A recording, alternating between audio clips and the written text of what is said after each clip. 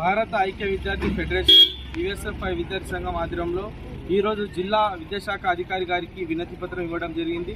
దీనికి ముఖ్య కారణం ఏంటంటే ఏదైతే ఈ జిల్లా కేంద్రంలో ఉన్నటువంటి ప్రైవేట్ కార్పొరేట్ విద్యా సంస్థలకు ఏదైతే వాటికి పర్మిషన్ లేవో పర్మిషన్ లేని స్కూళ్ళని వాటిని వెంటనే సీజ్ చేయాలి.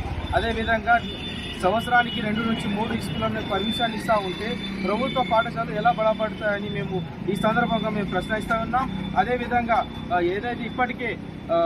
ఏదైతే ప్రభుత్వం ఉందో ఇప్పటికే ప్రైవేట్ స్కూళ్ళల్లో కార్పొరేట్ స్కూళ్ళల్లో పాఠ్య పుస్తకాలు కానీ యూనిఫామ్స్ కానీ అమ్మకూడ దాన్ని ఉత్తర్వులు జారీ చేస్తున్నప్పటికీ కొన్ని ప్రైవేట్ పాఠశాలలు కానివ్వండి, అదేవిధంగా కార్పొరేట్ పాఠశాలలు కానివ్వండి, వాళ్ళ ఇష్టానుసారంగా వాళ్ళ తల్లిదండ్రుల నుంచి మేము మంచి చదువు చెప్తామనేసి చెప్పి వాళ్ళ గ్రామాలలోకి వెళ్ళి మా దగ్గర తక్కువ ఫీజులో మంచి చదువు ఉంటుందని చెప్పి వేలకు ఫీజు దోపిడీకి గురి అయితే చేస్తూ ఉన్నారు.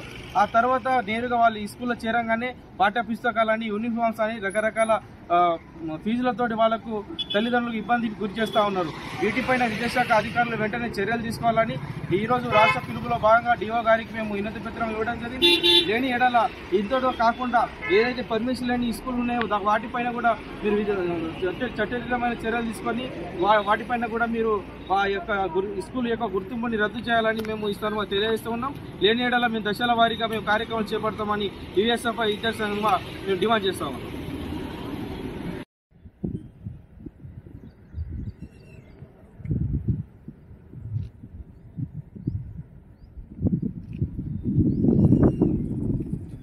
ఈరోజు భారత ఐక్య విద్యార్థి ఫెడరేషన్ ఏదైతే జిల్లా కేంద్రంలో ఉన్నటువంటి ఏదైతే ప్రైవేట్ కార్పొరేట్ విద్యా సంస్థలు ఉన్నాయో విచ్చలవిడిగా ఈరోజు ప్రభుత్వం ఒక తరపు నుంచి యూనిఫామ్లు పాఠ్య పుస్తకాలు అమ్మవద్దని చెప్తా ఉన్నప్పటికీ కూడా కొన్ని ప్రైవేట్ అండ్ కార్పొరేట్ విద్యా సంస్థలు ఏదైతే ఉన్నాయో జిల్లా కేంద్రంలో అది వాళ్ళ ఇష్టానుసారంగా వాళ్ళు ఎవరిని కూడా అధికారులను కూడా భయపడకుండా వాళ్ళు యథేచ్ఛగా అమ్మడం జరుగుతుంది.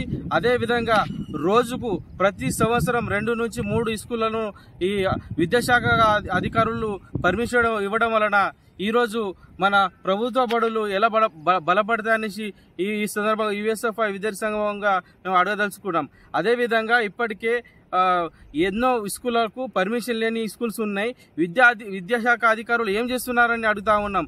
దీన్ని మేము ఇంతే కాకుండా రాష్ట్ర పిలుపులో భాగంగా ఈరోజు డిఓ గారికి ఏదైతే ఉన్నారో వారికి మేము వినతి పత్రం ద్వారా ఒక బాధని వ్యక్తం చేయడం జరిగింది. ఇది ఇంతలో కాకుండా వాళ్ళు కనుక ఏదైతే అనుమతి లేకుండా ప్రభుత్వ విద్యారంగానికి విరుద్ధంగా నడుస్తున్నటువంటి పాఠశాలను సీజ్ చేయాలి.